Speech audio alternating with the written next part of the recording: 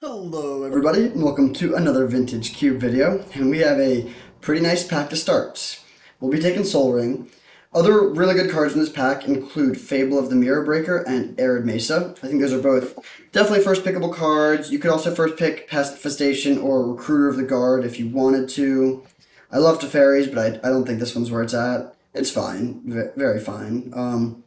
Yeah, Easy Sol Ring, great card. Used to be my number one card in the format. It's now maybe like 5. Like I like Black Lotus more, maybe even Mana Crypt, Time Walk probably, but Sol Ring is great. I'm very happy to get it. I'm not gonna like totally warp my pick order around it, but there's a couple changes. Like cards like Urza Saga, of course, go up in value a lot. Like 4-drop cards that like use colorless mana, like Karn, are pretty good. Grim Monolith is tempting. That's an interesting direction we could go. That gives us some redundancy for cards that just produce lots of colorless mana.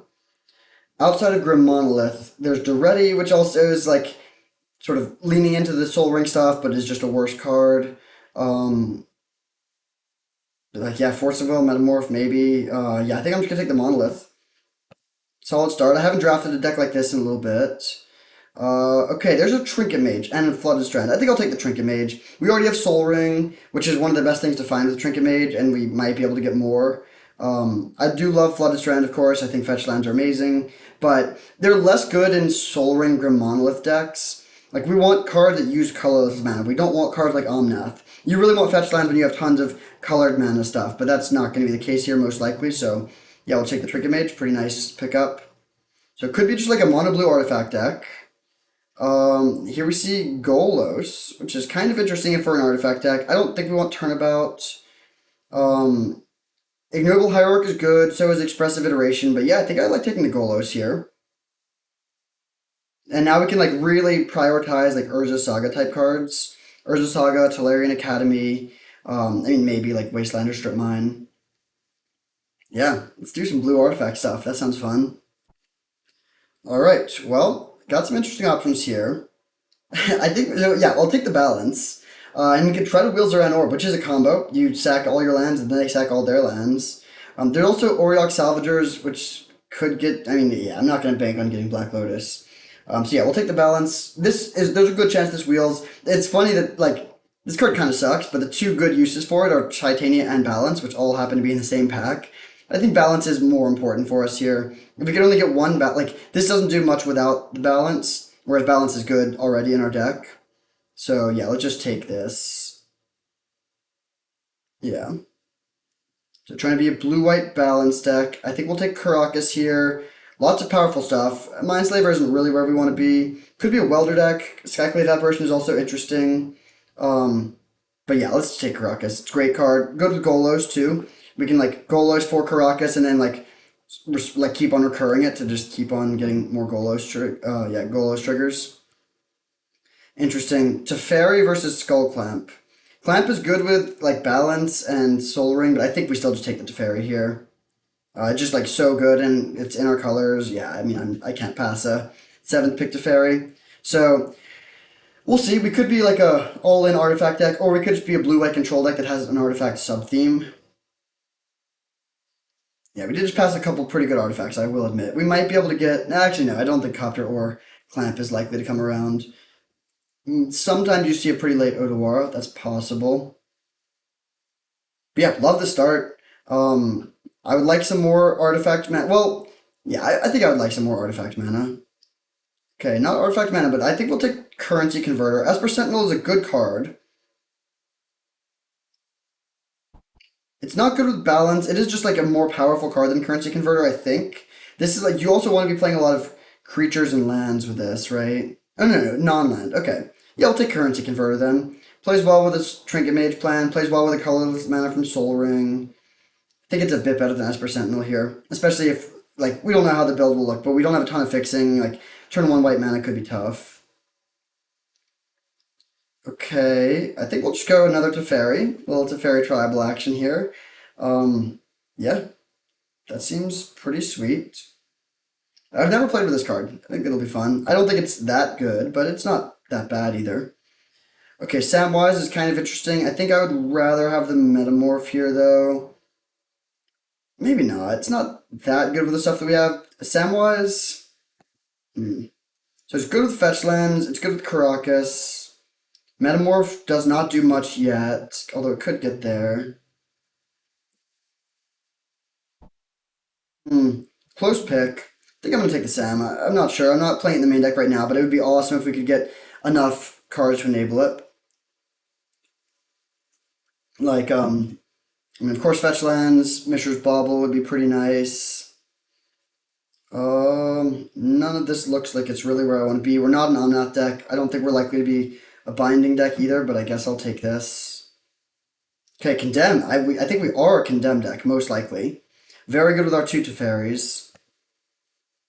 So you can make a 2/2 with Vigilance that grows. And just draw a card. Yeah, it seems kind of mid. It's 5 mana, so it's expensive, but it is kind of powerful abilities. Okay, so return artifact card with mana value 1 or less from your graveyard to your hand. We'll take this just in case it becomes good. It's not there yet, but it would be pretty sweet if we could get there. All right, Custodian Lich for power level. Fauna Shaman is just not a very strong card. Okay, so no fixing. That part's bad. We passed the Flooded Strand, but the spells look great, and we already have a decent Trinket Mage package. We have Balance and Condemn for interaction, a couple Teferis, a good land to find with Golos. We did not wield the Zuran Orb, which is too bad, but I'm not even sure we would want to play it. It's really not a very strong card, at least in most matchups. I think the best thing we could get here would just be a Mox, I think, like an on-color Mox. Maybe, oh no, probably Black Lotus actually. Yeah, turn 2 to Fairy seems nice. So Black Lotus is the best. Any broken artifact mana would be great. Urza Saga would be really good. Urza Saga Samwise is kind of sweet. More interaction would be good too. Oh, also, like Mystical Tutor would be kind of nice. The card disadvantage of Mystical Tutor becomes actually an advantage when you are playing it alongside Balance. Okay, interesting. Elspeth is good, but it's expensive. There's a Wasteland. There is Venser, which is really good with Caracas. That's kind of interesting. The other option is to just take Chrome Mox. Very good with Balance. Honestly, I'm sort of leaning towards the Chrome Mox. I think I like leaning into these cheap artifact synergies. As good as Venser is, it's not like completely necessary. We also could even wheel it. There's a lot of like decent blue stuff in this pack. I don't think we really need Elspeth. It's good, but like it's a lot harder to find like 0 mana acceleration than it is to find good 6 mana cards that win the game. So yeah, we'll take the Chrome Mox. Kind of close. Ooh. Okay, so there's Enlightened Tutor that can find Soul Ring. There's also Wormcoil Engine and Dam, both of which look pretty good. Miscalculation as well. Thieving Skydiver. I mean, lots of good stuff here. I'm kind of leaning towards the Enlightened Tutor, though. I mean, it's not like a broken card. Um, but this is like a decent deck for it. The problem is we don't have like top end for it yet. We could get there. Hmm. I mean, just maximizing Soul Ring draws seems pretty good. It's close. I don't think I want to take Wormcoil, although it is a real consideration. Yeah, I'll take the Enlightened Tutor. Ah, maybe not. Maybe not. We could wheel it. There's a lot of good white stuff in this pack that would be good for us too. Dam is honestly tempting. Dam would be very strong here. Maybe we just take Miscalc. Okay, I'm gonna take Miscalc. Close pick. It's not the flashy card, but I think it is probably the correct one here. Okay, Reprieve and Mystical Tutor. That's interesting. Also, Reckoner Bankbuster would be good. Um, I think I'm gonna take the Mystical Tutor.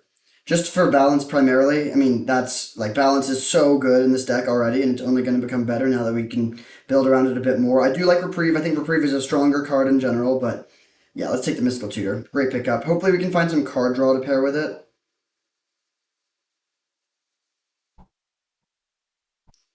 Okay, there's Blightsteel Colossus if we get Tinker. There's Might Stone and Meek Stone if we get Urza. Could just take Cathar Commando for power level.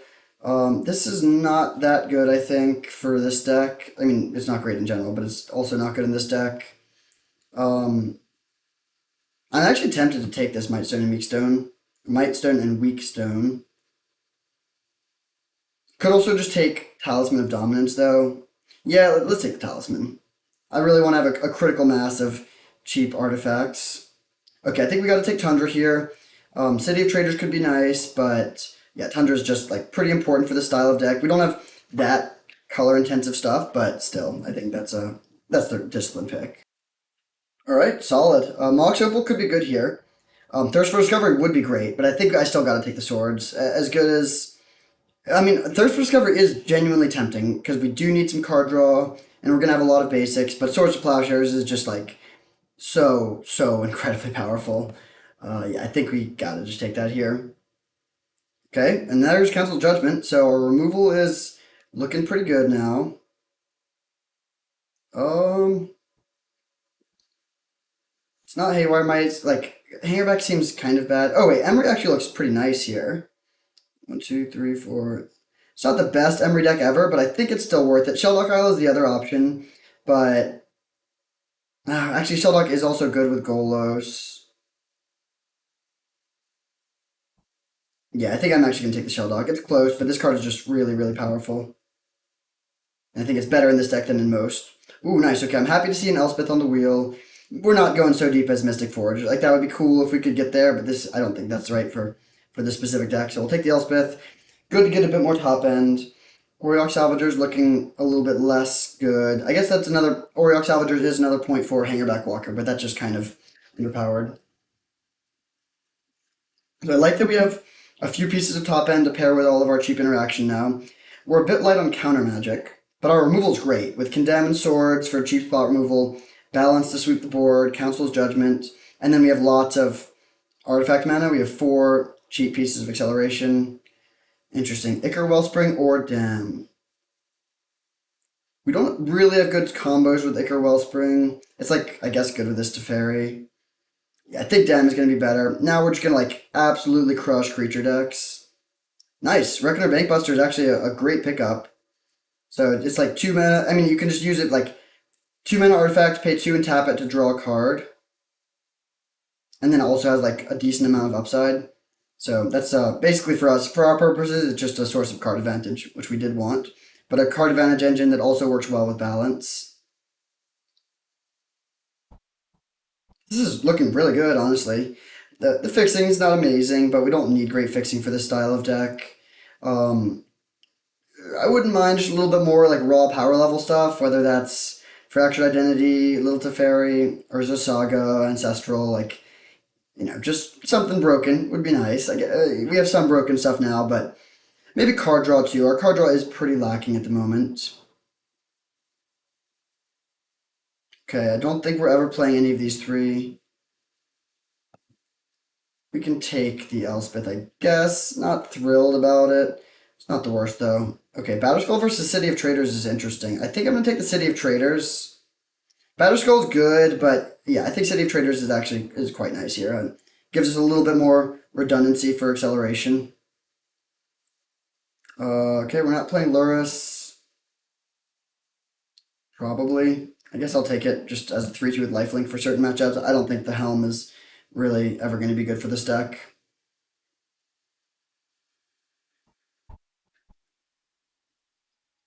Got some nice value lands. I think this is looking like an okay Golos deck. It's not crazy. We could cut Golos if we don't get anything else, but I think I kind of like having it. A very Orzhov sideboard. It's kind of funny. All right, pack 3. Let's see that sweet Mox. Although, honestly, I think I'd take Ancestral over Mox, maybe, with how this is developed. Ooh. Okay, a lot of good stuff here. I think we're going to take the Urza, which looks amazing with all of our artifacts. Coveted Jewel also looks pretty sweet. Maybe it'll wheel. Spellseeker can find balance, but that's not as good as you want it to be. Yeah, let's just take the Urza. Really good pickup. This is honestly, I should have been talking about this more when I was talking about best cards. Like, this is just gives us a lot more power level.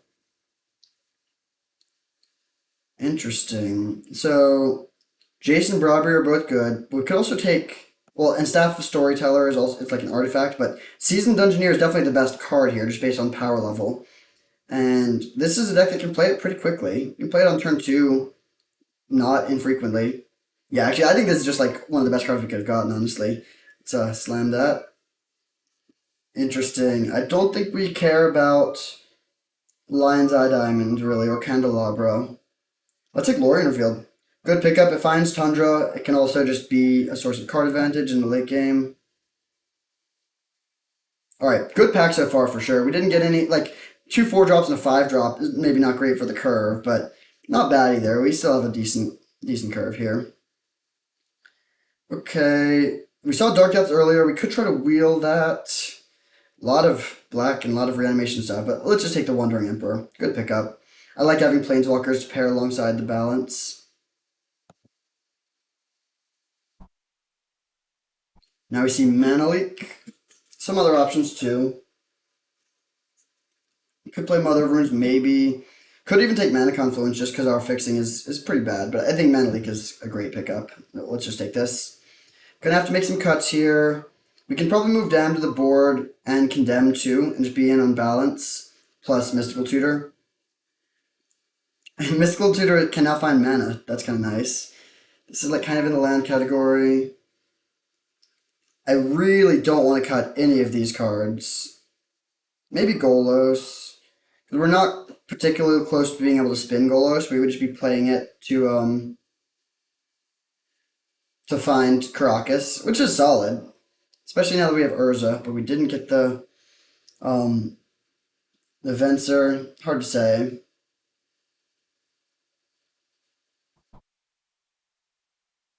I think this deck is good though. We have a bit of counter magic, a lot of good removal, a lot of good threats, a lot of good acceleration.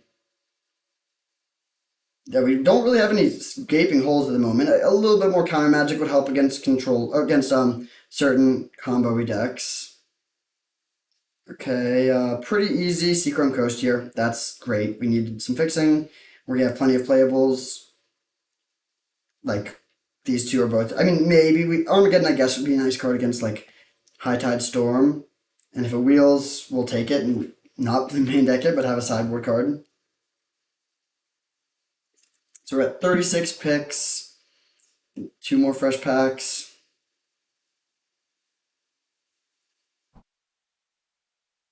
Love to get Urza Saga. That would probably be the number one pick that's at all realistic to get at this stage in the draft.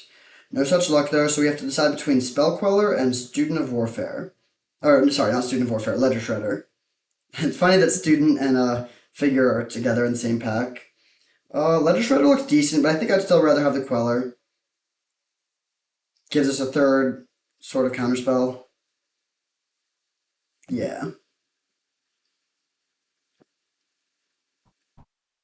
How many lands do we want to play in this deck?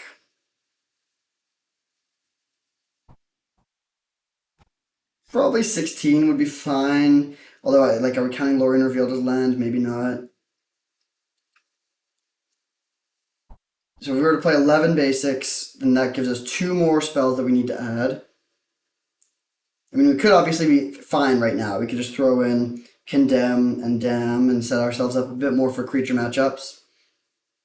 Honestly, we actually can play a pretty low land count with so much artifact mana. We do have a kind of high curve, though. And not a ton of card draw. Whoa. Okay, a lot of interesting stuff here. Is Zerda a card that we're close to being able to play? Not really. I don't want to cut Seasoned Dungeoneer.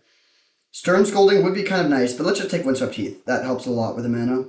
And now the mana is actually good, which is always a nice place to be. Stern Scolding is good in the same matchups where we're already going to be favored, so not too important. I would honestly be more tempted by Agatha Soul Cauldron, which I think was in our first pack, but that sort of thing. Graveyard Hate is more what this deck is missing than stuff that's good against creature decks. Okay, Loran versus Phyrexian Dragon Engine versus Rogran Triome.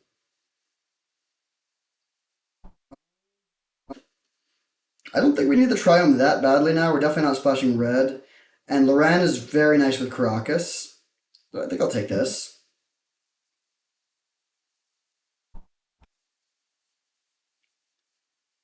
So the draft could just end now, and that would be fine. If we need to cut another card, what's on the chopping block? Ooh, interesting. So, what does Staff of the Storyteller do? Whenever you create one or more creature tokens, you put a counter on it. So it's good with the Wandering Emperor and Elspeth and Teferi. Actually, yeah, this card looks great. And it kind of makes me want to play the other Elspeth too. So if we go a little bit more in this direction, I don't really know what to cut. We'll play this in the board. I don't think we really need it in the main deck. It's not the worst. I think we could play it like this. With only 15 lands. Wall of Omens. I think I'll play that in the board. It's a great card. I love Wall of Omens, but we just have a lot of stuff we want to be playing. Good position to be in. Soul Herder does very little for this deck. Thalia could be a good sideboard card against Storm. We have obviously not many creatures ourselves either, but I think that still is the right pick. I think I do like the Golos. I really don't want to cut anything here. Good position to be in. Maybe we just go with 15 lands. 16, 17, 18, 19, 20, 20-ish mana sources. The thing is, we do have a fairly mana-hungry deck. Like 4 4s, 3 3s, or 3 5s, and a 6. I don't want to play 41. I want to maximize my Soul Ring games. I think Mystical Tutor is worth it. Primarily to find balance, but like kind of nice to find Lorien Revealed sometimes, Council Judgment sometimes.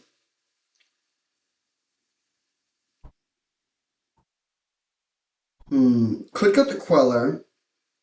Doesn't particularly synergize with our deck. It's just like a pretty good card. Also really bad with balance. Sure, I think I'll move Queller to the board. Good card. I definitely want it in certain matchups, but I think it's a little worse than some of these other options. I think I do still like the Reckoner Bankbuster.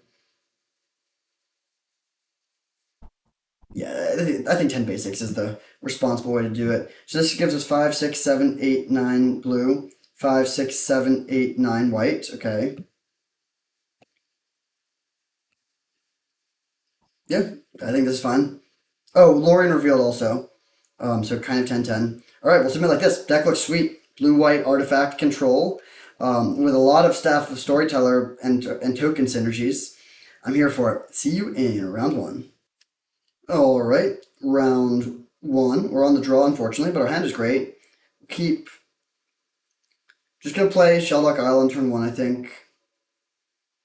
Inquisition, kind of annoying, but not that bad. They'd probably take the Staff of the Storyteller if I had to guess. This card's kind of sweet. Comes in, immediately makes a token, and draws a card, and then if you have more tokens, it can be just a card advantage engine in the long game. And also, I love the flavor of it. Staff of the Storyteller. Did take the Mystical Tutor. That's kind of interesting. Okay. Let's just get this out there, see what we hit. Okay, Teferi. I think that's better than one of those other two.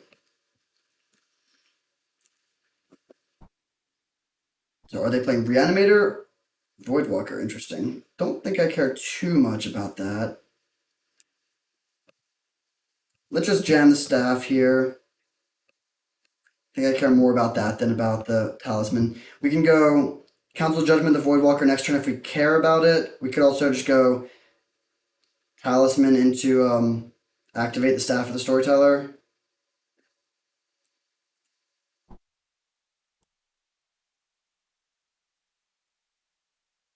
The graveyard hate aspect of Voidwalker doesn't matter. I actually don't think we have a single graveyard matters. I think that cares about our graveyard. But it is just a 3-2 unblockable. This card is so pushed. They just gave it all these like random abilities. Okay, I'm gonna take at least one more turn off before worrying about this. Let's just play land, talisman, pass with a with activating this up, and I think I will hit for one.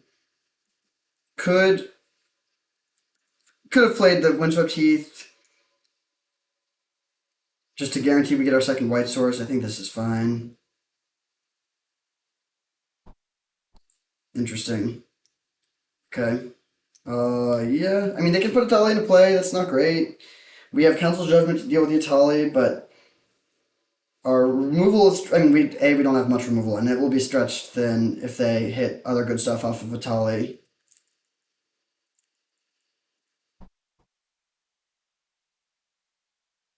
Do they have a reanimation card? Hymn to Torok, interesting. I think I'm gonna let this happen, honestly. My hand kind of sucks. Yeah, I think these cards are worse than average. They hit 2 islands. That's exactly what we were hoping for.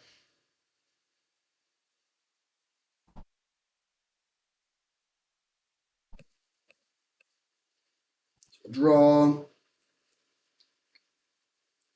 That's not bad.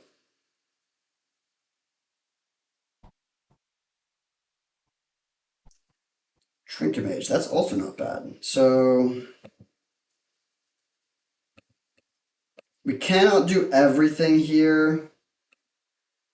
I think I'm still gonna go Trinket Mage for Soul Ring though, just to develop.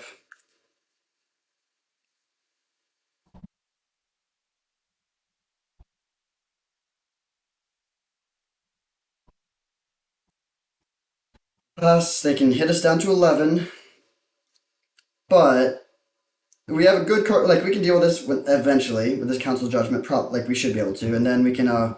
We have like a good card Avenge Engine, and we also have this Teferi, which we can cast pretty soon. Una's Prowler, okay. We do need to worry about our life total a little bit. I will crack this. Grab that Tundra.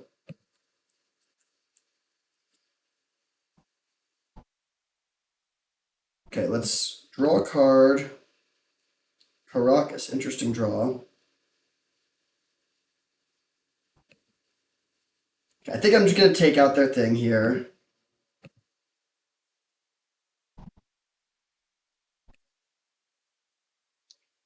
And do we play this Monolith or hold it to... I think I will play the Monolith. Yeah, I'll play the Monolith. They can hit us down to 7. Don't love that. But the mana could actually be relevant if we're like drawing a bunch of cards, which we will be doing. We also have Karakas, so we can like have some stuff with that if we're like play Golos and like want to replay Golos.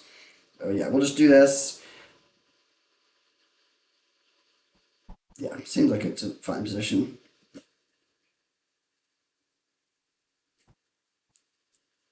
All right, take 3 down to 7.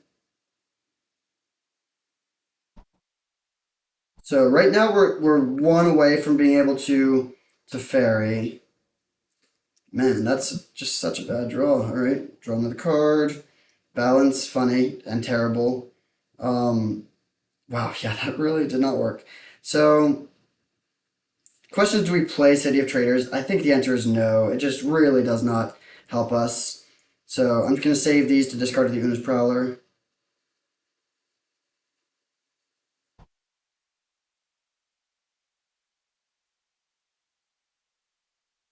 I'll discard the City of Traders, not the Balance, I think.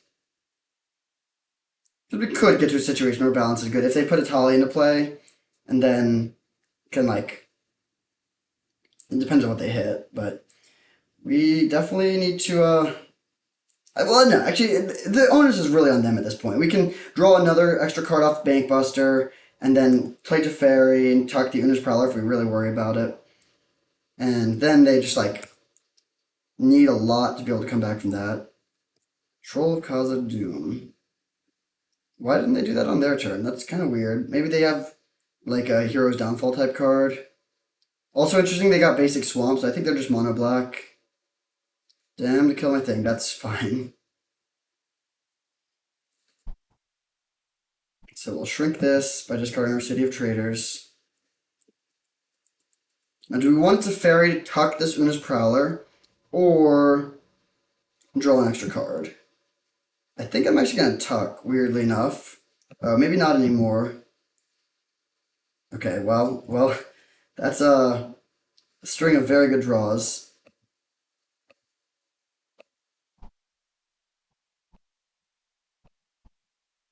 Yeah, wait, this is insane, actually. Let's draw another card. Oh my goodness. Okay, let's go.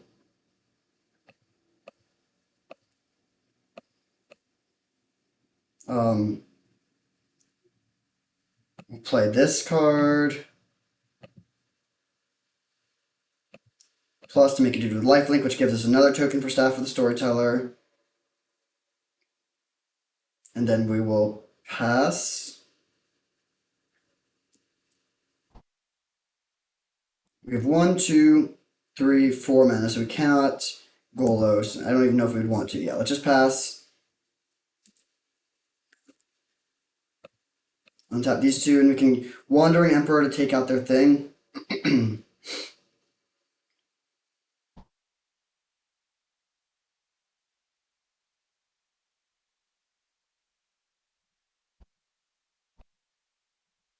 Actually, I'm just going to crack this treasure here, so we can leave up Karakas just in case.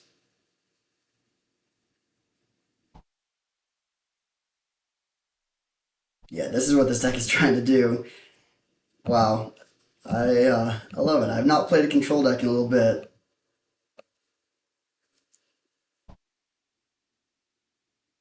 Of course, our opponent's done very little this game, so it's not that impressive to be able to overcome this, but still. Custodian Lich, okay. Don't really care about that. I think I'm going to sack the pilot here. I think the lifelink is actually kind of relevant.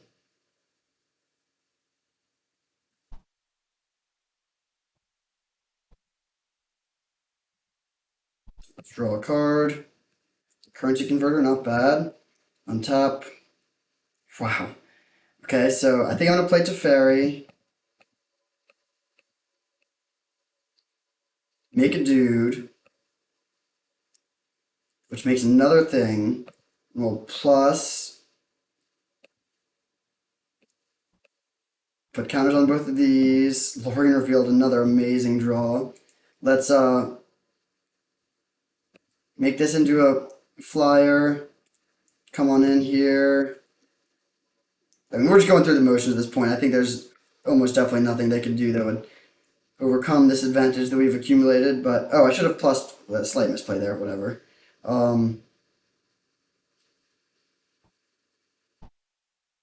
Guess I'll draw a card main phase just in case it does something that doesn't do anything. Okay, let's play the Currency Converter, which is also nice with what they have. We'll plus this, put a counter on this so it can kill their Custodian Lich. Yeah, we were a little sloppy there, but I'm not too worried. I guess the only real risk is that we mill ourselves. So we should probably not use Reckoner Bankbuster, actually. Or, sorry, we should not use Currency Converter. So this is just like a 4/4.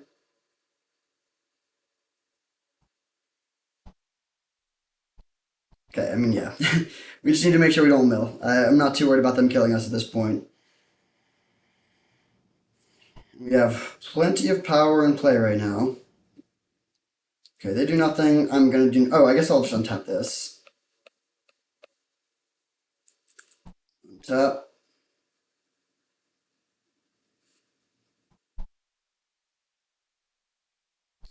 Okay, let's make another dude.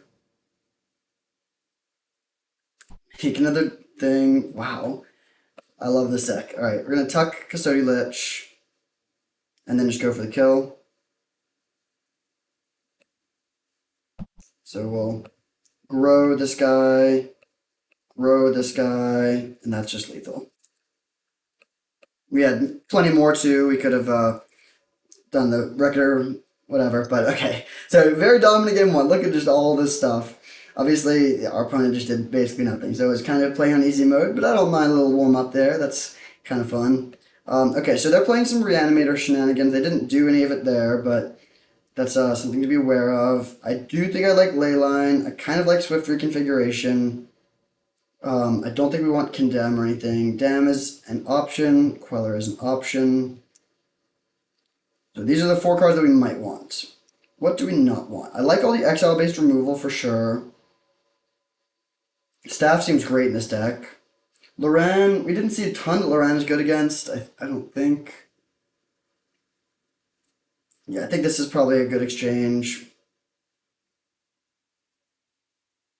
Yeah, I think we should run it back. Leyline Binding is 4 mana. That's kind of clunky. Yeah, we'll do it like this. If we see more of their deck, we could make another change. I guess we did see, like, there's creatures that dealt us some damage that might make Condemn good, but alright, we'll keep this. Not the best hand ever, but we have good mix of lands and spells. I also don't like mulliganing against Thoughtseize decks. I want resource quantity. Ooh, nice draw. Bank Buster. There we go. That's why Lorien Reveal is better than a basic island. Do we want to play the Bank Buster or the Talisman next turn? Uh-oh. Hopefully it's not turn 2. We have a good, we have like Council of Judgment, which is decent, but I mean, yeah, just Entomb turn 2 Tali is pretty good. Sure. So what do they hit? Okay, nice. Damn and miscalculation. That's hilarious. They did nothing. Wow. Okay, well, that's great news for us.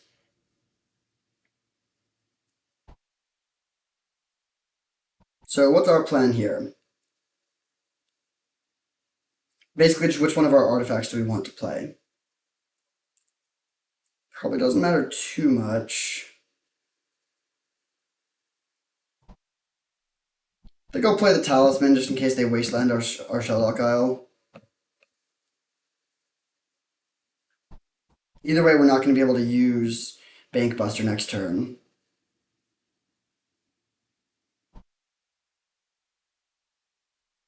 I like also that this is going to exile their Atali, not even kill it, so we don't need to worry about them reanimating it, reanimating it.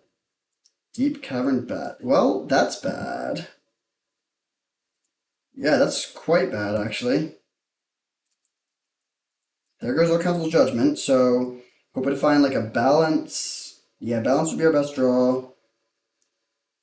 It's not great. Turn 2 Atali into turn 3 Thoughtseize. We get a few looks before next turn because we can play Bank Buster and use it if they don't do anything. Or if we draw a brick. Interesting. I don't think Urza is that good here. Tali has Trample. Yeah, I think I would rather just get the card draw flowing. So I'm going to play Bank Buster and pass. We're going to take 8. Get a couple looks at finding one of our answers. Okay, Swamp Cycling that too, just fine. Do we want to be playing Condemn? Really doesn't seem that good, especially against a deck that can Thoughtseize us and play around it. But obviously it would be amazing here. We should probably just play Swift Reconfiguration. Yeah, I think that is a worthwhile exchange that I'll make for game 3 if we get to game 3. Hopefully we don't. We could find Mystical Tutor here as well, which would then find balance. That doesn't do it. Alright, draw. Mana Leak. Man. Okay, well, we'll go land.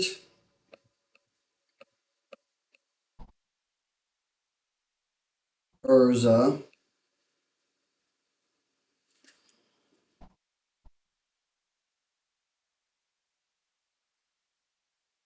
Pass. We can. A few options. We could crew the Bank Buster. That wouldn't quite do it though. I guess we'd probably just chump block with Urza. Take 4, go to 1. Oh, that does not sound good. Could also. Oh, no. If they attack with a Deep Cavern Bat, we can ambush with Spell Queller. Yeah, that's our plan.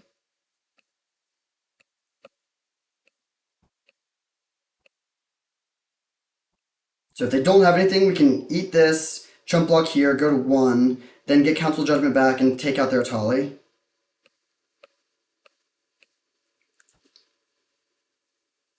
And they're playing black, so I mean, the scary thing would be if they killed the Urza here, but they didn't. Oh, it go to 2. So Collective Brutality kills us, but not much else. Oh, Voidwalker. Well, that's bad. Imperial Seal, that's also bad. Well, It's feeling pretty good, but now less good. We need to find another removal spell. Balance wouldn't do it. Elspeth, close. We can answer either one of their things. I guess we could take out the Voidwalker and survive, maybe. I mean, yeah, we have 6 points of toughness. Yeah, we could. Doesn't seem very likely to lead to a victory, especially since they just played Imperial Seal. But that is our best bet, so we will do the only thing that gives us a chance of winning.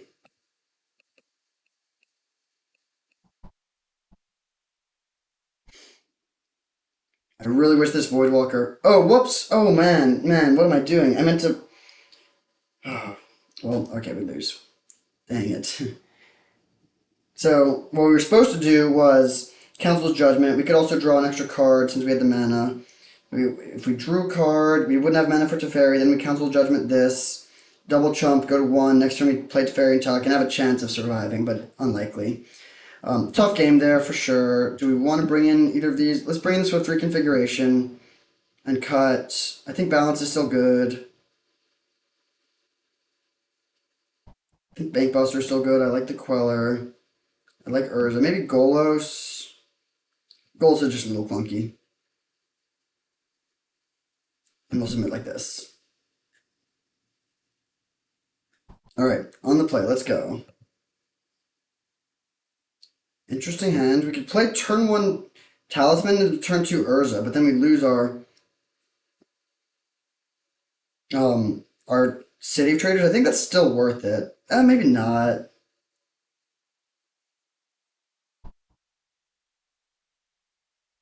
I think I'm not going to go for it on turn 1. I also would like to get the staff into play before we play the Urza, if possible. So what we're going to do is just play turn 1 Plains Go. Then turn 2 City of Traders Talisman Staff. Yeah, I think that's the right play.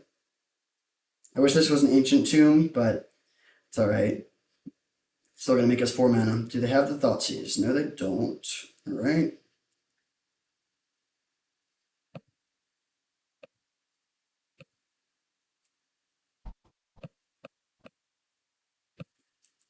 Teferi was a great draw too. So we have 5 mana next turn, so we can just jam Teferi.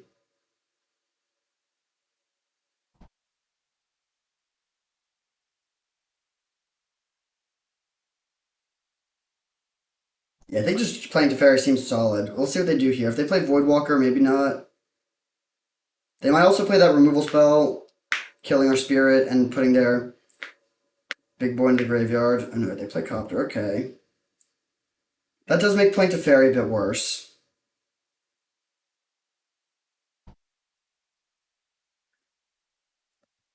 So let's add mana. Then play Island. And play Urza. And play Trinket Mage. Yeah, that seems pretty nice. Make another token.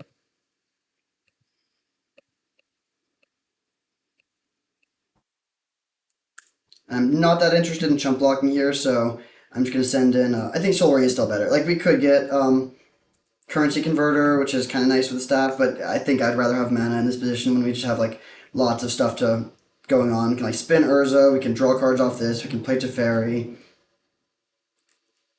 Fair enough. So they'd probably take the Teferi.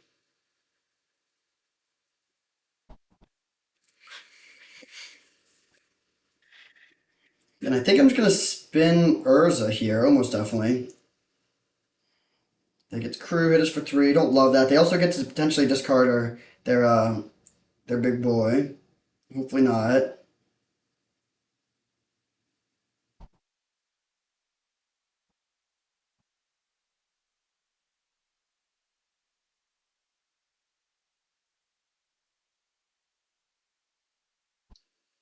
Inquisition of Kozilek. Okay, happy to see that. Very good position. It's certainly not over, but I like our position a lot. Okay, good draw. Do we want to play that instead? Honestly, yes. I think. The only problem with playing that is that they can attack it pretty effectively. I'm kind of constrained on white mana here. Yeah, let's just play the Archangel Elspeth though. So we'll go Soul Ring to grow our thing. Fetch our Tundra.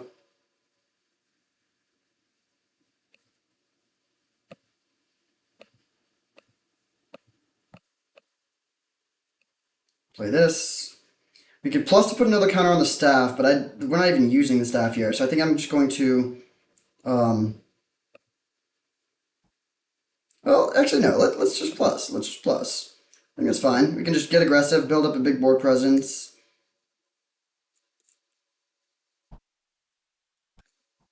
Do we just come in with everything? 6, 7, 8. I think so. The alternative is to leave back the spirit to chump block. I'll leave the spirit back, actually. Yeah, this is fine.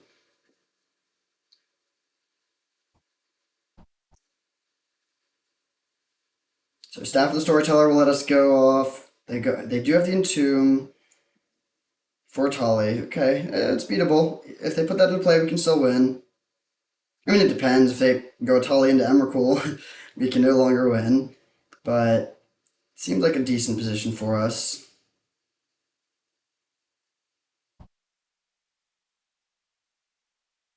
It is too bad we don't have one more white source. I would love to have been able to play Archangel Elspeth plus use the staff. Maybe we were supposed to just not even worry about the Elspeth. It doesn't really do much here. Yep. I think I will chump block with a spirit in this position.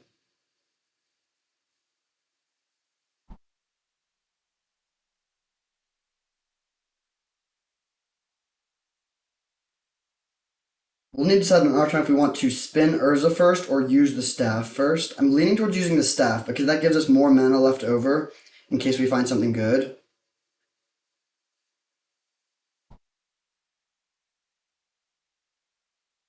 If we find a counterspell, we can just win.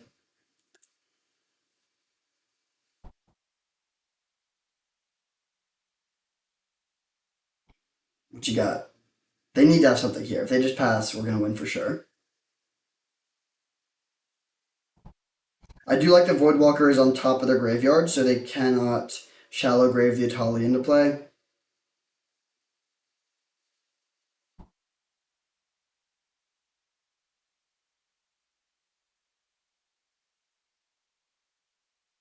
Okay, they just pass.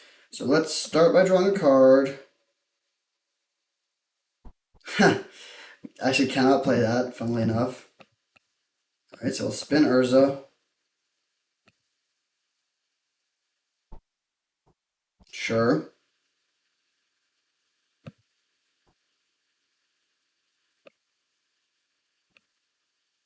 Just gonna come in at their life total, I think. They can, like, kill our Archangel Avacyn with the Smuggler's Copter if they want to.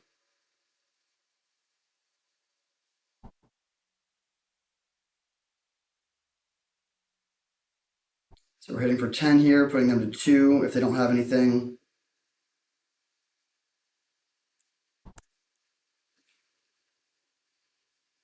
Alright, we'll take this out. Does put them back up to 3, but I think we can handle that. We'll get our Teferi back.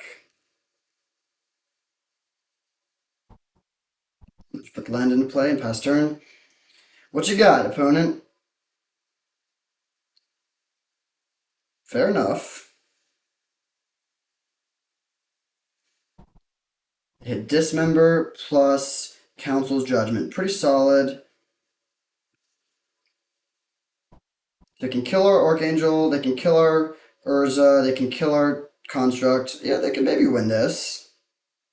I think we're still favored, but that was one of the best things they could have had for sure. So there goes our Urza. And Council's Judgment. It'll be interesting to see what they vote for. They should probably, I mean, they could attack the Archangel or just vote it off now. They should probably deal with a Construct, though. Or maybe even the soldier token. Okay, they do vote for the Elspeth. I will concur with their vote. But the problem is, I mean, they definitely cannot kill us unless they have something truly bizarre. So if they're playing defense, that's going to be a tough position for them. When they're at 3, like, we still have a great hand. We will probably just be going for Elspeth if they don't do anything crazy. Hopefully they just play Shieldred. That would be so good for us. They could. I mean, a board sweeper doesn't really do it. I guess if they played Hymn to Torok to take out my hand, and then had a removal spell too. They're dead on board right now. But if they had a removal spell, yeah, removal spell plus him is what they need to have. And it can't be a removal spell that deals damage either, when they're with their life total being so low. And even then, we have tons of mana plus Staff of the Storyteller. Okay, they take out our soldier. So on board, they can survive at 1. We can play Elspeth minus to kill their Atali. In response, they crew their copter, but then they have to chump block with a copter on the construct.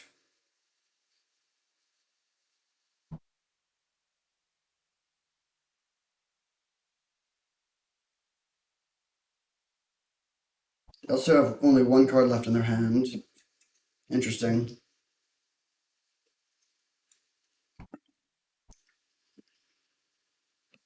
Good draw, but we're, of course, going for this play here. Oh, wait. This will kill our Atali, our thing too. Okay, that's not great. We're still gonna plus. Yeah, well, now we plus instead then. Pass. Good position. It really is unfortunate that this talisman doesn't make white mana. We've been in multiple positions where, like, we have 3 counters on this. It's very unlikely we're able to use them all this game. So if we had another white source, we could have gotten a lot of value. But okay, so we're able to take it down despite losing a tough game 2. 1-0. See you in round 2. All right, on the play for game 2 or round 2 against Tartalo. Oh wow, this hand is really good. Um, yeah, this hand is really good. Okay, so we're gonna keep. I'm not gonna go for any weird balance lines on turn 1. We could play City of Traders, and then just set up for turn 2 balance and knock out a lot of their hand.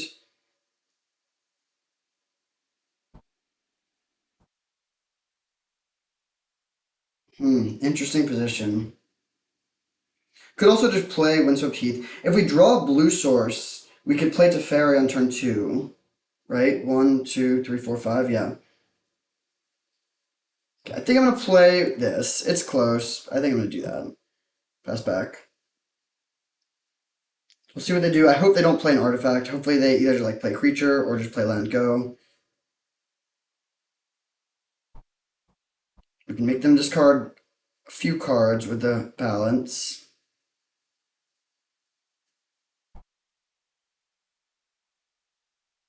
I actually don't know exactly how it works. I think if we play City of Traders and then crack our fetch land, we would lose it. We would lose the City of Traders, which is actually what we want here, weirdly.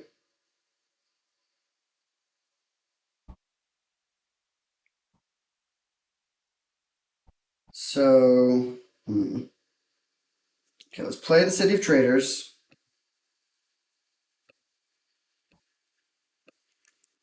Crack this. And then we'll confirm that it works the way I think it does. Oh, it does not work the way I thought it did. Okay, that's too bad.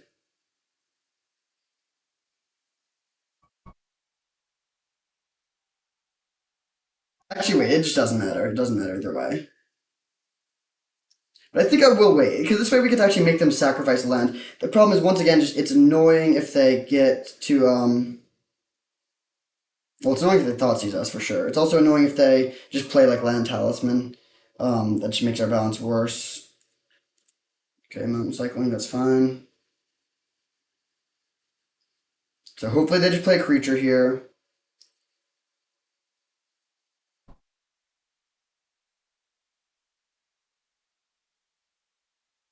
Okay.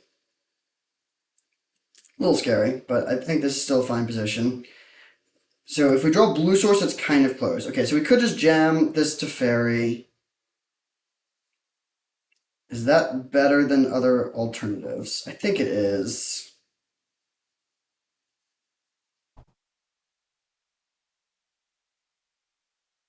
Hmm.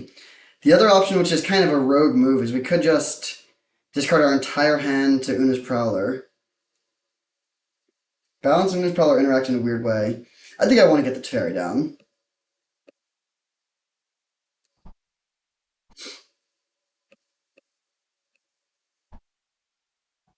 The problem is we have to pitch one of these cards and they're both good, but I think I'm just going to be okay with pitching um, Council's Judgment. Maybe that's too greedy, but I think just getting Teferi down here is worthwhile.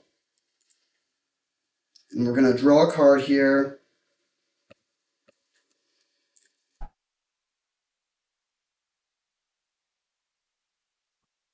Good draw.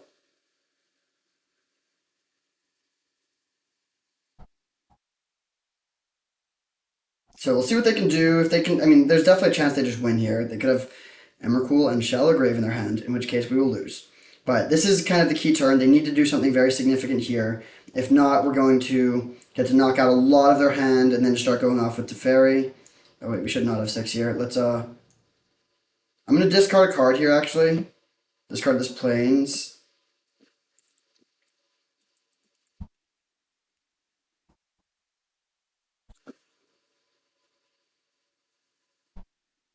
Okay, don't care too much about that. And they get a blood token, which they just use immediately. Okay, I'm pretty happy to see that. Okay, yeah, this worked out well. I wouldn't mind drawing like a Soul Ring here. Okay, no such luck. Let's go. I think we just balance.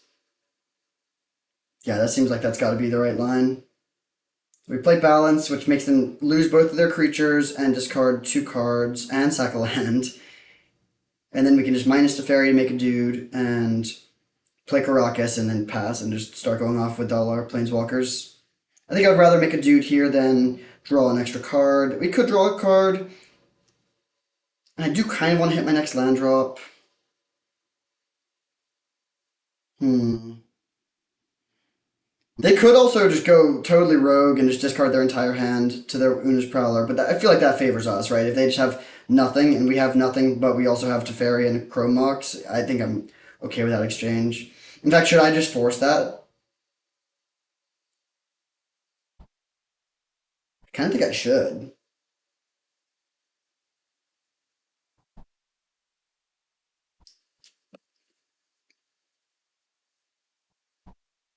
So the question: do we want to let we keep our 2 cards? They keep their They keep their best 2 cards. No, I think it's best to just take everything out. Weird position. I think I do want to get the Karakas into play. I think that's worthwhile. I could make them sacrifice a land, but this seems better. They're like, what is going on? I don't think unless they have like Force of Will, that would be kind of a beating, but I think it's exceedingly unlikely. So balance, take out both of your creatures and all 5 of the cards in your hand, and then we just have Teferi to take over. Do we want to start? Do we want to make dudes or draw cards? Entomb, fair enough.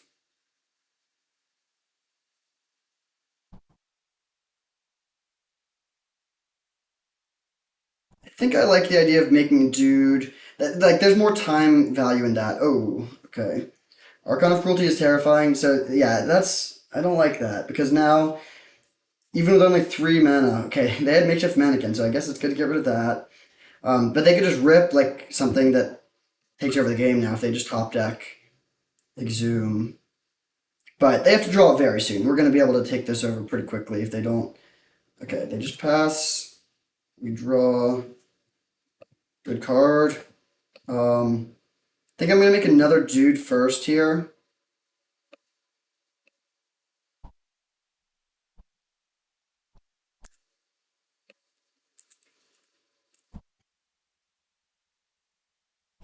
And then next turn we can 0 Teferi to put to make both of our things. So right now we have 5 power. That would add 4 more, so that would put it up to 9. I think that's definitely the right play. Okay, I mean, they found it, but luckily it was 1 turn too late. I mean, it's still not good for us. This is why we wanted Teferi to make some dudes, though. So we'll sacrifice our smaller spirit token. They have 2 cards. Now that's also gone, though, so we don't need to worry about them top decking reanimation stuff anymore. Oh, wow. Great draw. Let's make another dude and play Urza. Hit for 4. Pass. Big board presence here for sure.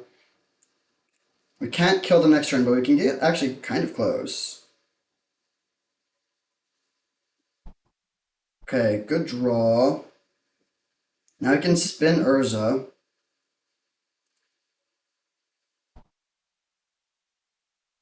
Let's start by drawing a card.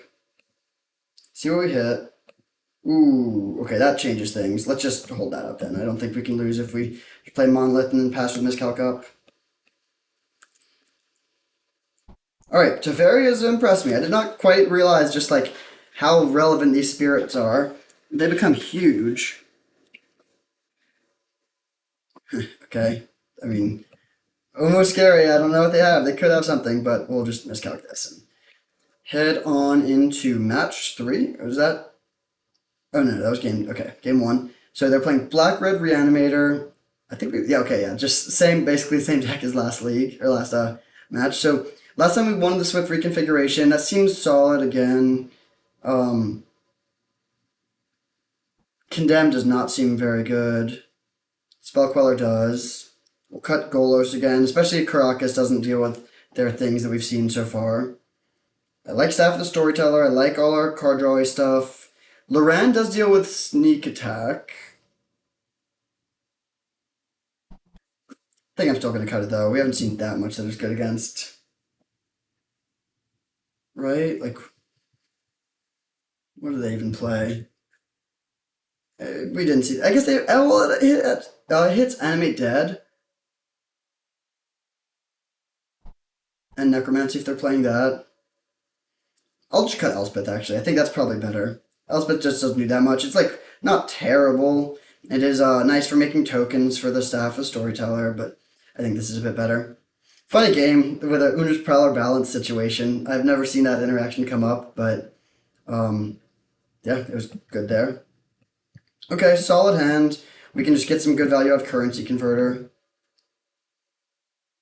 If we want to go crazy, we could start currency converting on turn 1, but that seems unwise. I don't really want to. That would be like City of Traders sacrificing itself was fine when we were playing balance, but I really don't want my first land to die normally. Okay, looks like our converter will go the way of the dodo. Yep, too bad.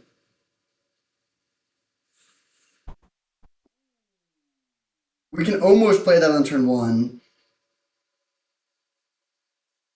2, 3. Yeah, okay. Well, that was maybe our best draw. We'll just jam that on turn 2 very happily.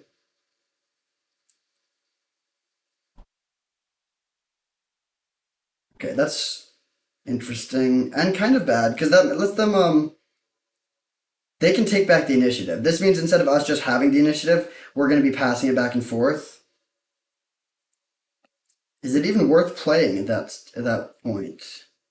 I think it is. Yeah, I think it is.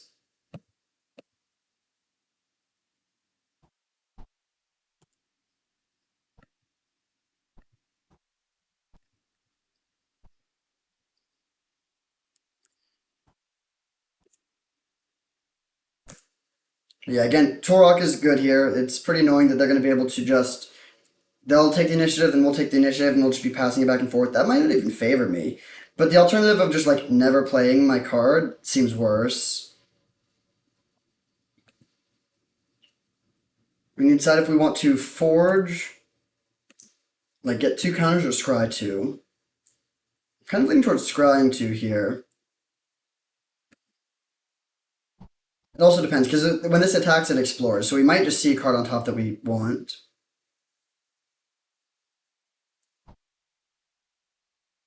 Balance, funny draw. Let's attack.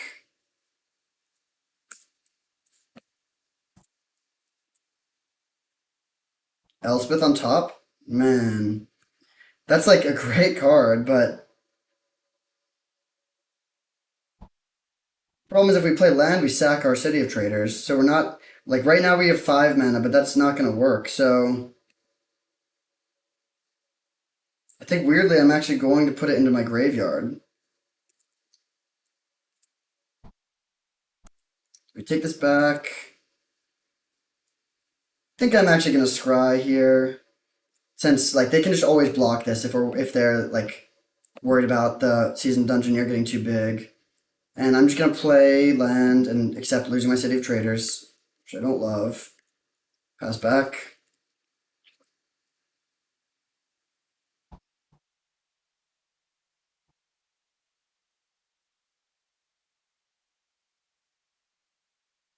We are gonna make a treasure token here. Okay, they play this, it's fine. Looting. Hopefully they don't discard a big creature. They do. Do they reanimate it? Looks like they are.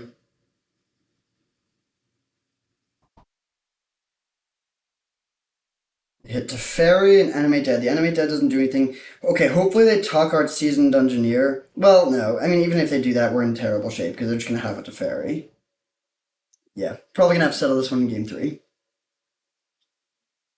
Torok is good against me. Man, we don't have many good answers to it.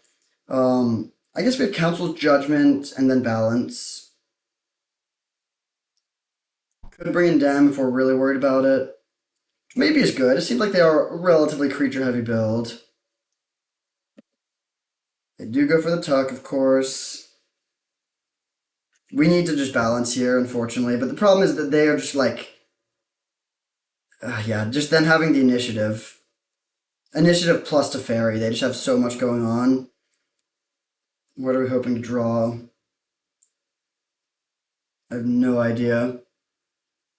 Yeah, it's tough to hit our Teferi with a Tully. I mean, I guess it can't be too surprised they hit something good, but that is definitely something good. Ooh, that's a good one too. Wow. So, okay, yeah, that could get us there potentially.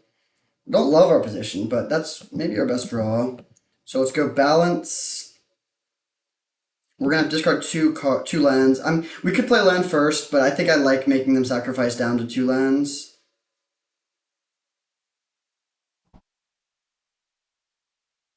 So we keep 2 cards in our hand. We'll keep these 2 and discard the rest.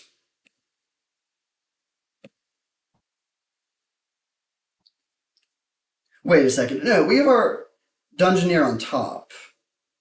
Or no, it's not on top. It's so it was 3rd from the top, now it's 2nd from the top.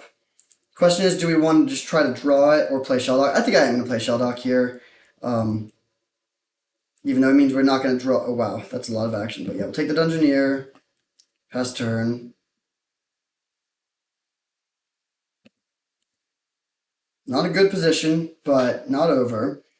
If we get to the point where we can use our Shelldock Isle, I like our position a lot. We need to find a way to deal with this Teferi, though. So Council Judgment off the top. They have 2 different things that are pressuring us. We have an answer to the initiative that's kind of slow, but it'll get there soon enough. Oh, man. Okay, well... Yeah, okay, we can concede to that. That's frustrating. Atali took both of our Teferis. Okay, so do we want to make any changes here? This is an option. This is an option for finding Karakas, because that is good against Atali. I do think I want Loren, probably. Maybe we don't play Swift Reconfiguration, at least on the play. Do it like this instead. Yeah, I think I'll do that. Golos is also a decent card for blocking Torok. Okay. No white mana, but I definitely think this is still a keep. We need to find, if we find land in our first few draws, we have turn 3 Dungeoneer.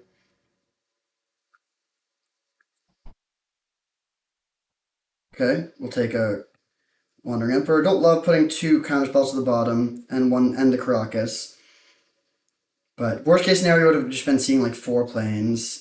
Oh man, basic island. Okay. Well, actually, we can't really complain. That gives us turn 3 Urza.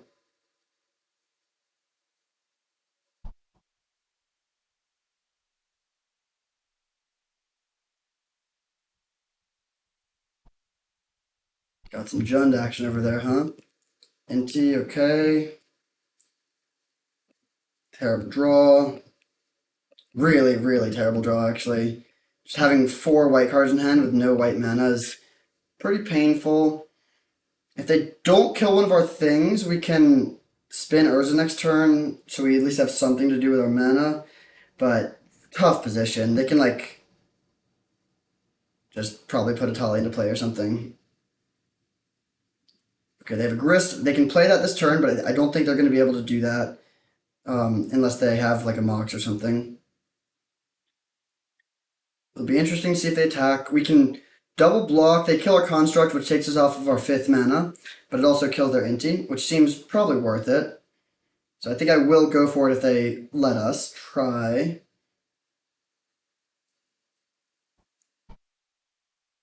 Animate Dead Oliphant. Fair enough. I mean, we have Loran.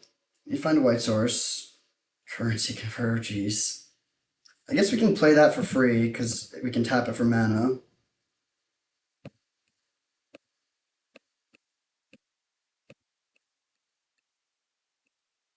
So almost anything we hit here is good. Just don't hit one of our counter spells. Okay, Soul Ring's fine. I would rather basic planes, but can't really complain. We're taking a big hit here for sure. Because they can pump this, so we can't even block it with our Urza. We're taking 5, 6, 7, 8, 9, 10 potentially. Oh, they also have Griselbrand. No. Okay, they get an Inti trigger. We'll see what they exile from the top of their deck. They're churning through their deck, which is good for our Shelldock Isle. Okay, they hit Entomb. Entomb doesn't do too much at this point. I mean, I'm not thrilled about it, but it's not the worst. So yeah, don't have any profitable blocks. We'll take 10. They can play their Entomb.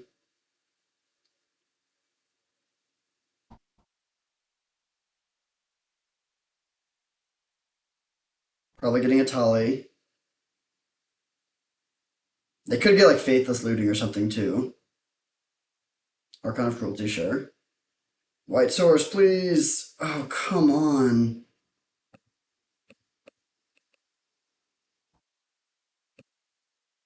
Okay, so Spinnerza. Yes. Oh, that's a sight for sore eyes. So we have 4 mana. I think we just want to play Loran here.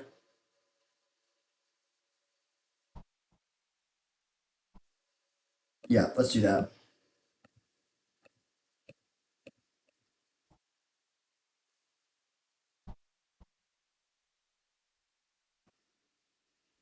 So we'll destroy, animate dead. Honestly, I'm not even gonna attack here. I just don't want to be in a position where they have a good attack back. I'm not worried about racing per se. I just want to stabilize the board.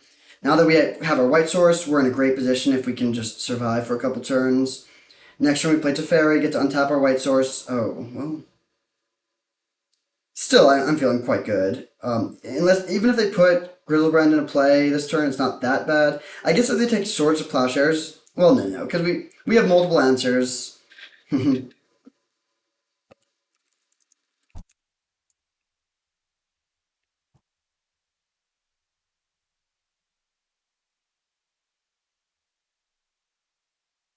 um, there are 23 cards, so soon we can get the Wandering Emperor down. If we could find a counterspell, I think that would basically seal the deal. We can definitely outgrind them. It's just a question of can they combo us. But like Archon is not even good here. Oh, sure. Yeah, currency converter. Doing some stuff here. If it's a non-land, create a 2/2 black rogue. This is kind of a desperation play, just trying to dig 1 card deeper. They hit Black Lotus, so they might be able to hardcast a Tali. I will go for this trade, or not even trade, just kill. They have some 6-drop. Good games, fun games. I concur on both. Alright, so we're able to take down Reanimator twice, both in kind of nail biter matchups, at least some of the games. 2-0, fighting for the trophy. See you in the finals. All right, the final boss is C. Declan, and unfortunately, C. Declan was able to best us in the die roll, so we're on the draw. Great hand, though. Quite good hand. Keep. Definitely playing turn 1 Shelldock Isle. If we find a white source, we can play turn 3 Elspeth. If not, we can play Seasoned Dungeoneer, which will give us a white source. We also have a removal spell, which is pretty nice. I think if they play a Mana Dork, I probably will just take it out on turn 1, but I would much prefer to be able to sequence my tapped land. Okay, nice. Don't love putting all those lands at the bottom, but it's fine. Balance could be good here. Daunted Vanguard, okay.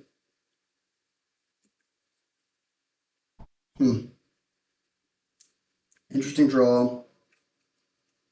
Lots of options here. I think we're just going to play the Grim Monolith first. I really hope they can't kill it. If they play Loran, we'll be in kind of rough shape. Not that bad. We can just play balance, but I would really like to be able to untap with this Grim Monolith. Knight of Autumn, you got me.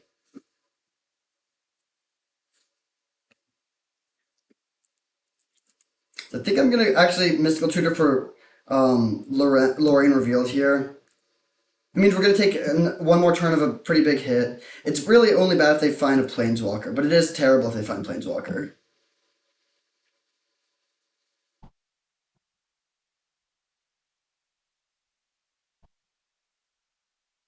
This is like pretty bad value. It's like card disadvantage and spending 2 mana to just get a land, but I think it is the correct play in this position.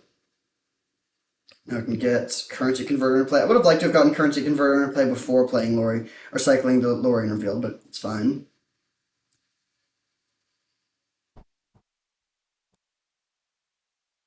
No Minskin Boo, please.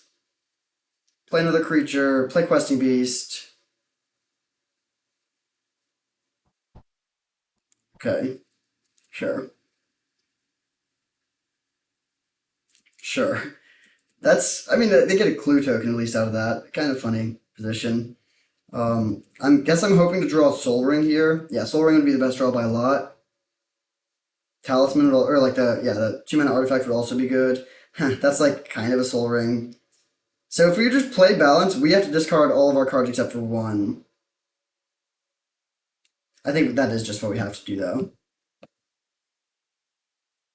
Then do we probably keep the Dungeoneer. So we kill all their creatures and we kill one of their lands.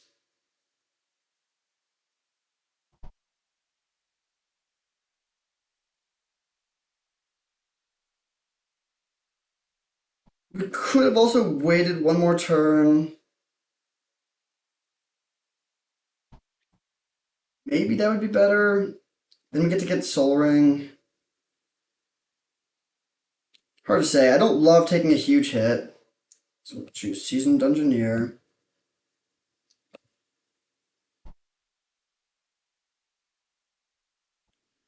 Interesting position. It's like kind of at parity. They're honestly ahead because they get the first draw and the clue. But our card is great. So Seasoned Dungeoneer is probably so much better than whatever they could play for 3 or 4 mana. They besage you. Hopefully they're just cracking the clue.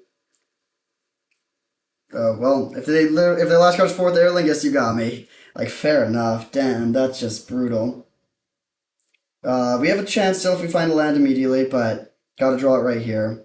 That sucks. That's what they do at the end there. Talisman. Okay, I guess I'll fight on. What are we even hoping to draw though? Going to 4. They're the Monarch.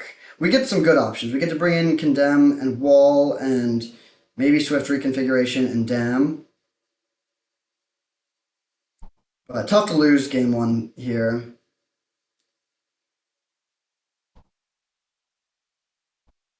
Go to 4.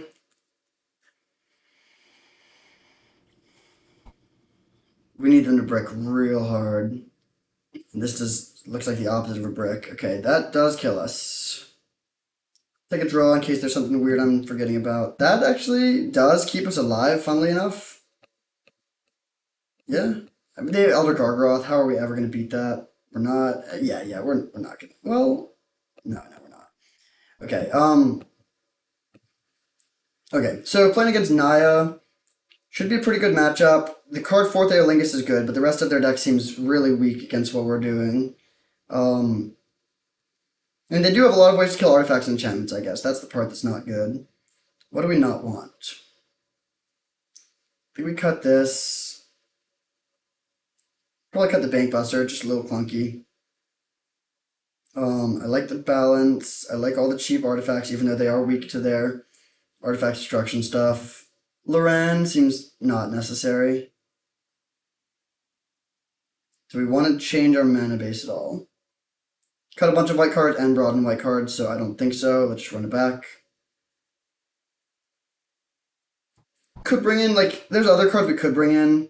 Swift Reconfiguration, Spell Queller, but I think this is probably our best bet for game 2 at least. Game 3, if we see more of their deck, we might want to bring in, like, Swift Reconfiguration. Okay. Not a super exciting hand, but it's definitely playable. I like that Currency Converter can essentially ramp us here. Yeah, actually, that's turn 3, Seasoned Dungeoneer. Let's take that. Oh, come on. No.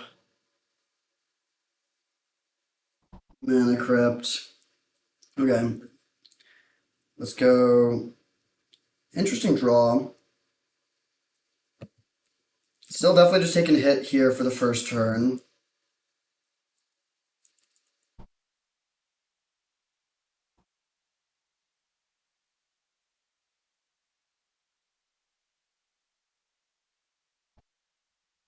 Taking 3 here is not the end of the world. We'll see what their follow-up is with 4 mana.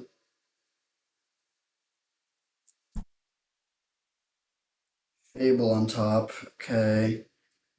Let's oh, they don't have the land though. That's interesting. I think we want treasure tokens here more than we want anything else. Yeah. So do we want balance in this position?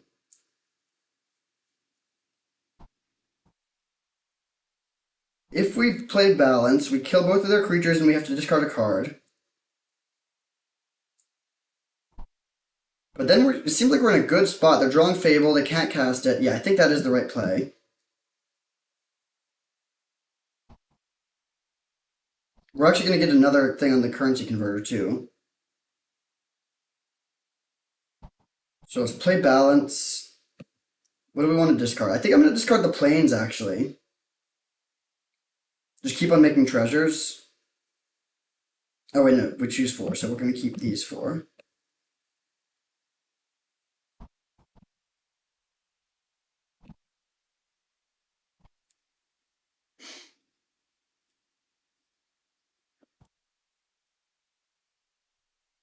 So yes, we'll play this.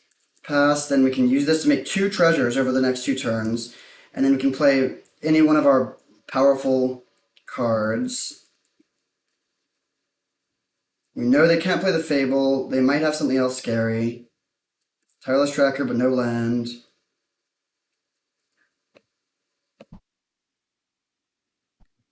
So, now the question is, do we want to play Teferi or Dungeoneer? Let's play Dungeoneer. Actually, no, let's play Teferi. Yeah, Teferi Tuck the Tireless Tracker, I think, has got to be a good line.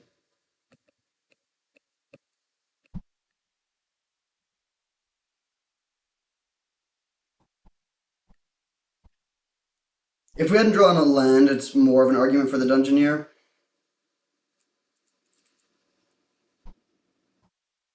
And then do we want to play second Teferi or Dungeoneer next turn? I'm honestly leaning towards second Teferi because they work so well together. There's a red source, so well, we might just lose here. Do they have fourth Aerlingus? Hopefully just Fable. What does this do?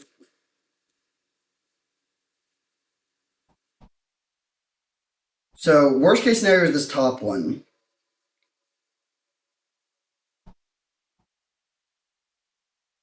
Best case scenario is this. We want them to roll a 3. Not great. They rolled a 5, so they get to use the ability twice more. Oh, no. 5 means they get to deal damage equal to the number of loyalty counters on him. Wait, what? They just hit me? To a creature or player can't hit planeswalkers. Okay, got it. Alright, well that didn't do anything. So...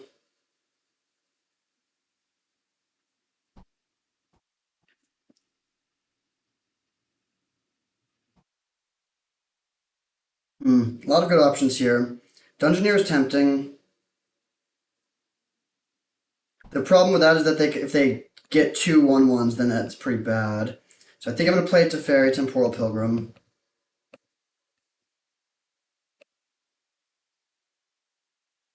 Minus to make a dude. And plus this to draw 2.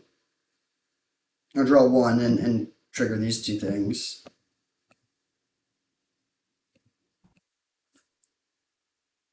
Okay. Pass. This Mystical Tutor is not looking great, so we're probably going to be looting that away to the currency converter.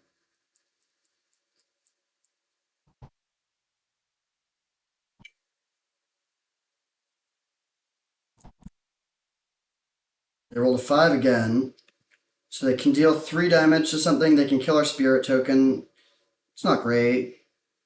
Not the worst either. Oh wait, no, they can't even kill the spirit token. Because we have currency converter. Wait, what? This doesn't target? Oh, I guess it doesn't target. So I was supposed to use the currency converter in response, maybe? I don't know. Weird interaction. I think we're still in a pretty good spot. They can play Fable, but I think these 2 Teferis can outgrind whatever they're doing, unless they have a big 4th Aer Lingus soon. They've also done pretty well with these Mana Crypt flips. Hopefully, I think they've won 3 out of 4. It's not ridiculous, but if they had lost them all, they would be down to 6.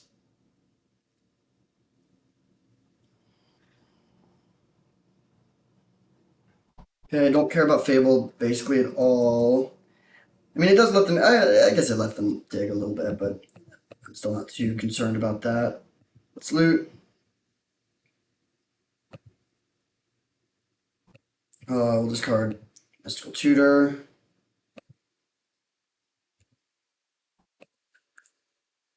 Say yes to that. Untap. So let's just make a dude and then Lorien revealed. I guess we plus Teferi first. Because you put a... Yeah, so this will be great.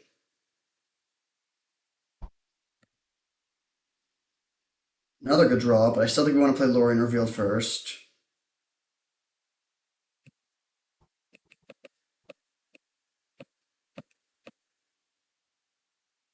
Now there's going to be a 6/6, so it's just like way out of the range of anything they can do. Condemn was a great draw too. Sure.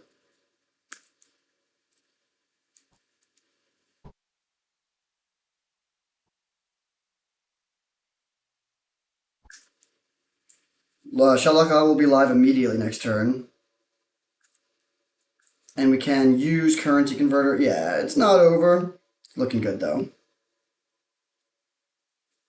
This is down to 1 loyalty. Fun design. I think this is a cool card. It's not that good, I think, but it's cool. So they can loot. We'll see what they do with that.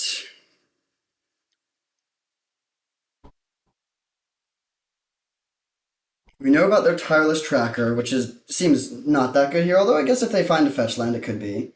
Discard Tracker and Parallax Wave. Fair enough. So we have a few ways. We can like use Currency Converter to make a 2/2.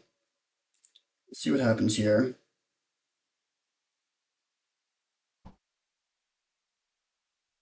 They rolled a 4, so they just dome us for... Okay, we got pretty lucky that they kept on rolling 4s and 5s.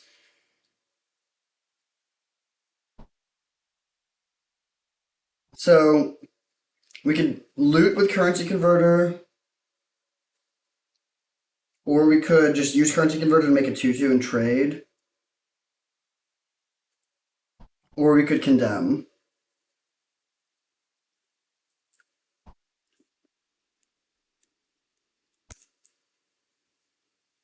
Um, it's a little bit less mana efficient, but I think I'm gonna go for trading.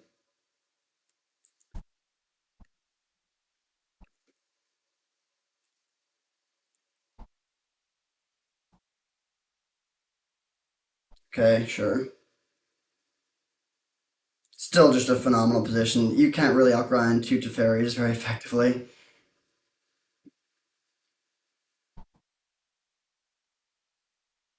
That's fine.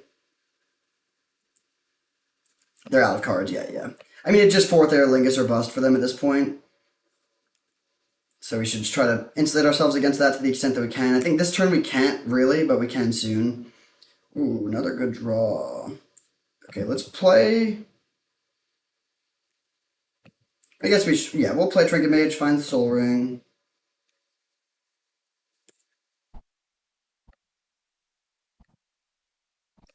Play Soul Ring.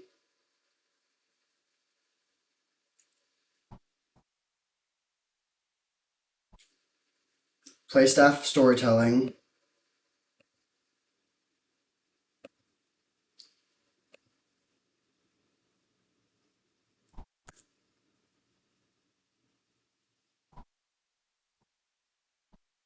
Now we'll minus this, which will make another thing on the staff. Now we'll plus this, which will make another thing on both of these. Interesting. Do we want to play City of Traders so that we can play Talisman of Dominance? Or would we rather just get the... I think it's better just to get Shelldock Island to play. Which we can use immediately. Okay, we'll take Miscalculation. I mean, that's kind of bad hits, honestly. But Miscalculation is good against the thing we're most afraid of. Which, of course, is the fourth Aer Lingus. So... I do want to leave... I kind of like the idea of having up double white, but I think it's better to have Miscalculation available. Double white would be good if we want to go Condemn plus Staff. Man, they're really killing it with these coin flips. We do need to potentially worry about this reflection of Kiki Jiki cloning a bunch of their... like, making a bunch of Knight of Autumns, but I think we're probably going to be fine.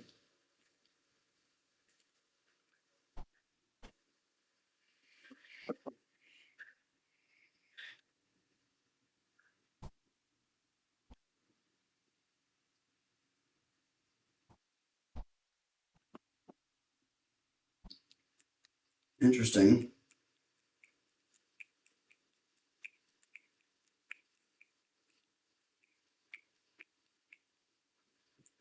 I'm just going to double block this. I don't really want to lose my Spirit token because it's going to grow bigger than 4/3 pretty soon.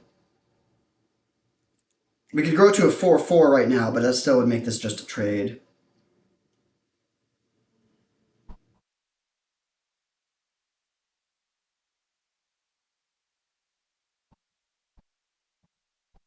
Draw. Man. Teferi and Staff. Pretty good.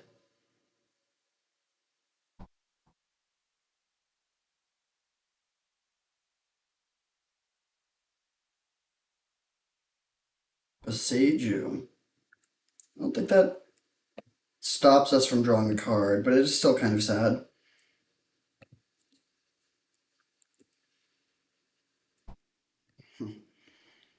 Triggers for days. Okay, we'll just untap.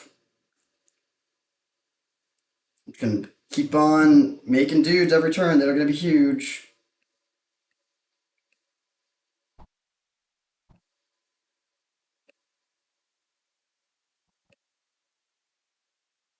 Okay, we will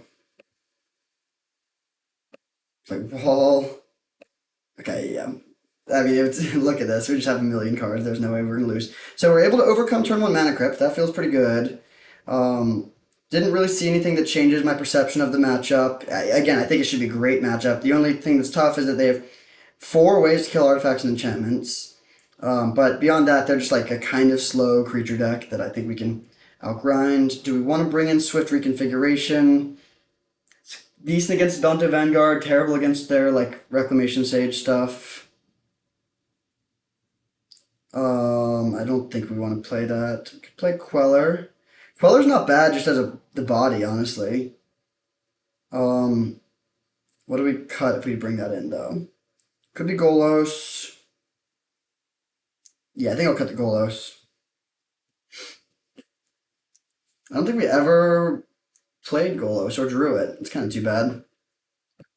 Okay, I'm alright with this hand. We can get them with a balance potentially. I think that's pretty solid. Yeah, that seems good.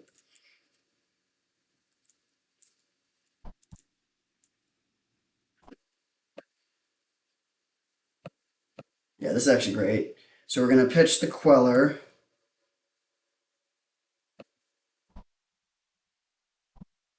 Play Talisman of Dominance. And then we can Mystical Tutor for balance.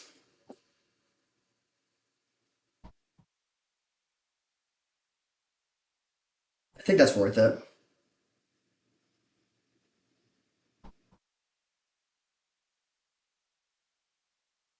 Oh, that's terrible. That sucks. Okay. Change of plan. I'm not going for balance now. I'm not going to play Mystical Tutor. Just going to play Wall of Omens. Hopefully we draw. Okay, that's actually a great draw. One of the best. Um, let's go. Let's do this. This takes us off of. Actually, maybe we don't even play Wall of Omens. Yeah, honestly, I'm not going to play Wall of Omens. I'd want to save that for after balance. I do think I want to go for a balance. So we'll take Teferi, pass, and then our plan is just to go like Swords to Plowshares on the Copter plus Mystical Tutor.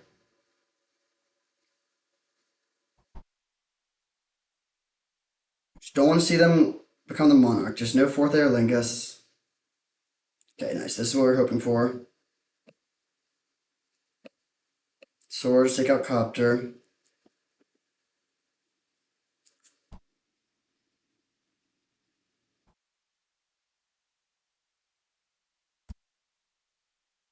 Now they can play like a Reclamation Sage, take out one of our things, which is not great, but it's not the end of the world. It will take us off of double white. Best case scenario would just be playing some dumb creature. Knight of the Reliquary or something like that. Tireless Tracker, perfect.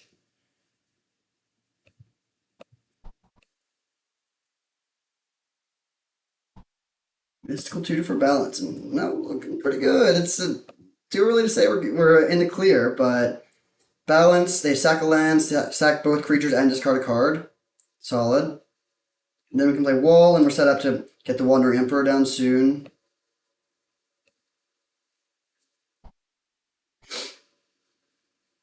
Kind of like it's a 5 for 1, or a 4 for 1. And the fact that we have the Wall means we're also insulated against 4th Aer-Lingus. They can't play their dog Planeswalker unless they have a Mana Crypt on top. Solid. And all we need to do is survive until we get to Teferi. Okay, main phase Crack Clue is a sign of weakness.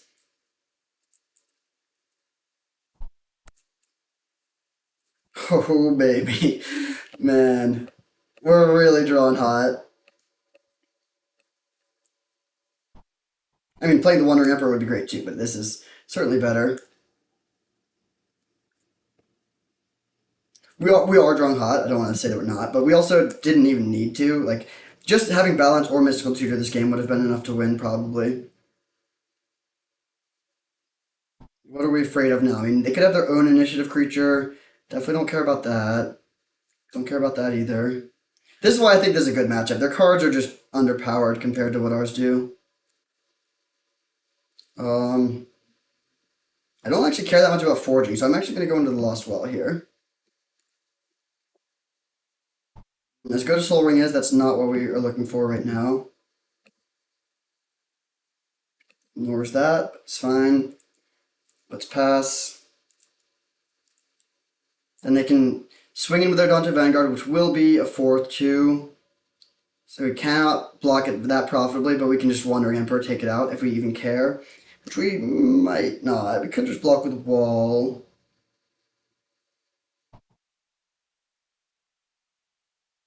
Looks like 4th Aerlingus. Oh, okay. Let's just let this happen. I really don't care about this card. The only way we get wrecked is if they get like a bunch of 6s in a row. Which would be kind of cool. They get a 4. Man, they always get a 4. So they kill that.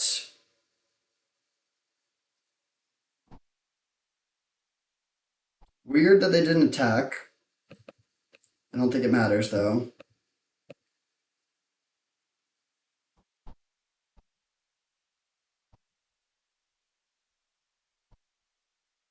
So we'll untap. I really don't care about Arena.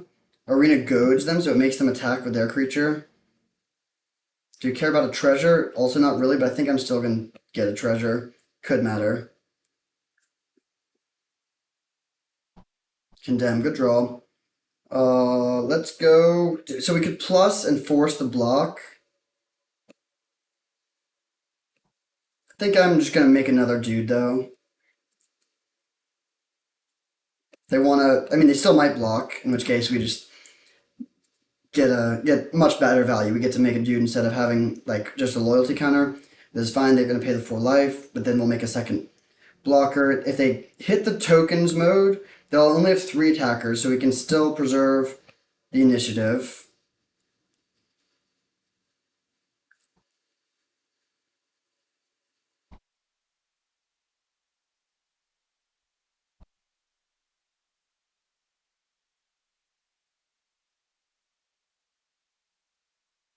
Alright, let's see what they hit. 2 Stellar Pups. Probably its best ability.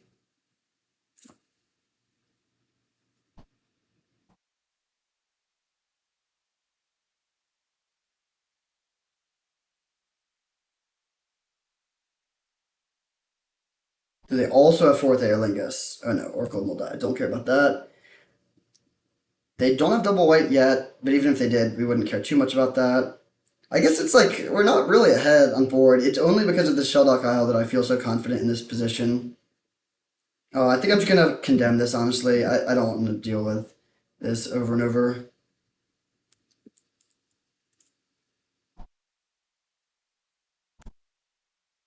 Okay, so now we make a 4/1.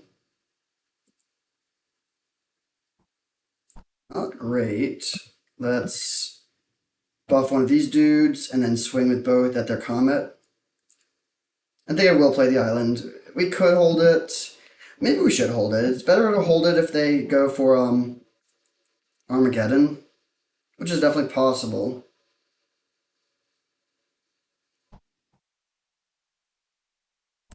Okay, Comet's gonna go down to 3. It's fine. Yeah, let's just pass.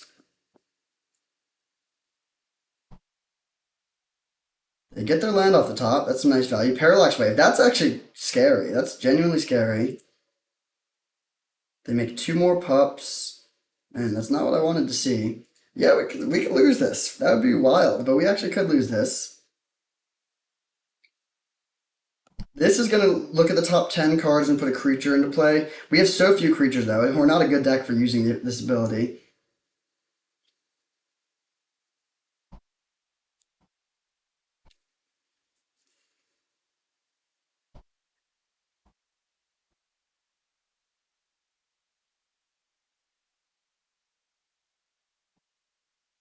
It looks like now they... I keep on being afraid of 4th Aerlingus. It looks like they are actually going for it now. So they get 3 dudes. That's pretty bad. Yeah, we're behind here. I think we actually are somehow behind. They're going to get to take the initiative. Actually, that's kind of good for us if they take the initiative, funnily enough. Because that means they lose the Parallax Wave, which would be a good card for them here. So they send 5 things at us, so we can't kill everything. So we'll definitely eat one of the 2/2s, eat one of the 1/1s, trade with one of the 2/2s, and I think I'll just take 3.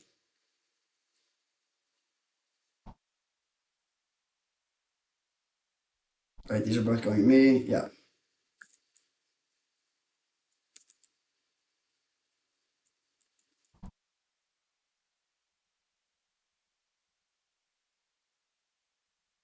Hopefully there's no Scrybug. I really don't want to see Parallax Wave stay on top.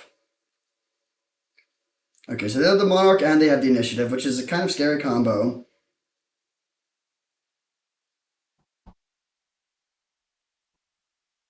Hopefully we can find something good here. We cannot. That sucks. Let's go.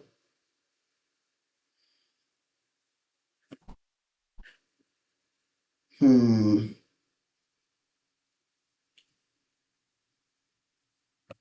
gonna go Skeleton and Small Samurai at their face. This has Menace, so that should be able to get us back Monarchy and Initiative.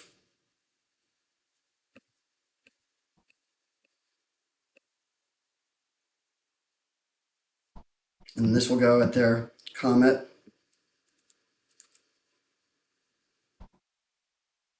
They don't really have any blocks here. They'll probably just let the Comet take... I mean, they could... No, they're just going to let the Comet go down to 2. It really is too bad they got tokens back-to-back times, because it means their Comet is both on higher loyalty. Interesting. I guess that makes sense, yeah, a little chump block. So now we get the final mode of the Undercity. So hopefully we're able to get something good with that. That will also mean we can play Teferi, but we can't do it on our turn. We can only do it in our end step. So we're not going to be able to do much with that, unfortunately. Ooh, Urza, great hit. Okay, let's just spin Urza.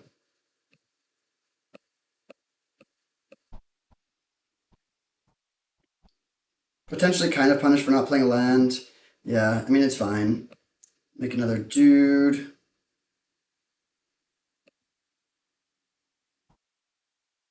Oh, wait, we can just go for this now. Yeah.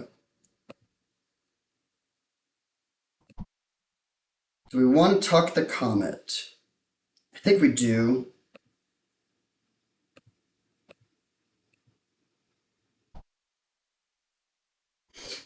Now, it's really just Parallax Wave that's scary. We know they don't have that here. So we can just safely pass. We only have 3 men up, so we can't do anything crazy.